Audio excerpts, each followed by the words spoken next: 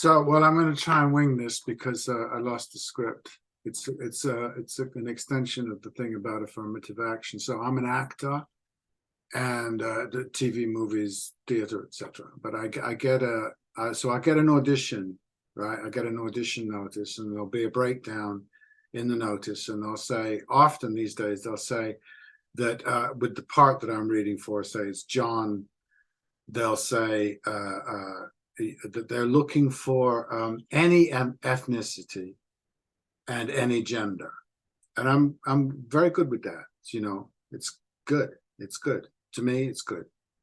I like actresses and black actors. So I do my audition. I do it the best that I can. I control it because I'm self-taping these days, and I like my work, and I look at it and go, God, it's so good. And then I send off my audition, and then the average for me, you know, in a good year is I get 3 out of 10 gigs. More recently, it's been 0 out of 10, but I'm not complaining. But then, so I don't get the job, right?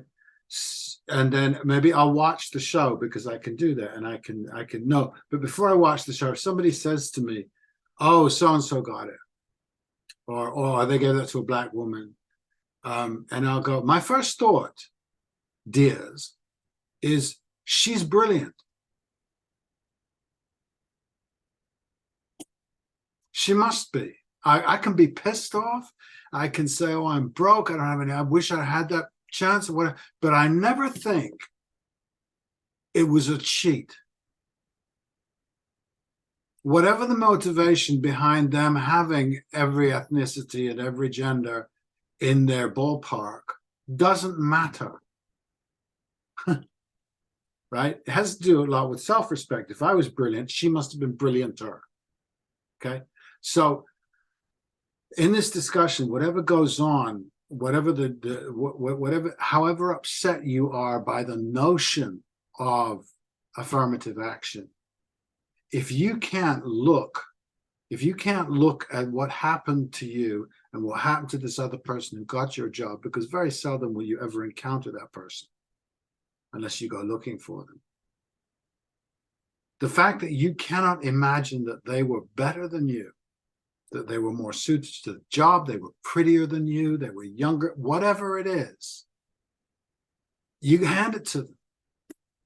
They're better for the job.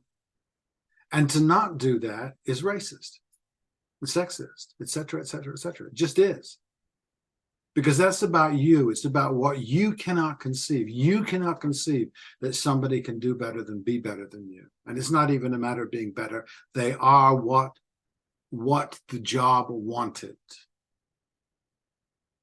And there's a very high standard on television and film. We can argue that, but there's a very high standard. So they're going to be at least as good as you.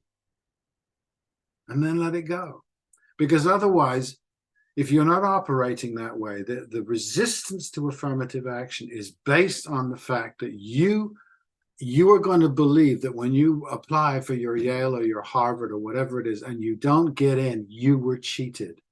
That's a psychosis, and you need help. Doesn't matter who got your place. You need help. And I'd really not be carrying that forward with you through life, because we're all going to suffer.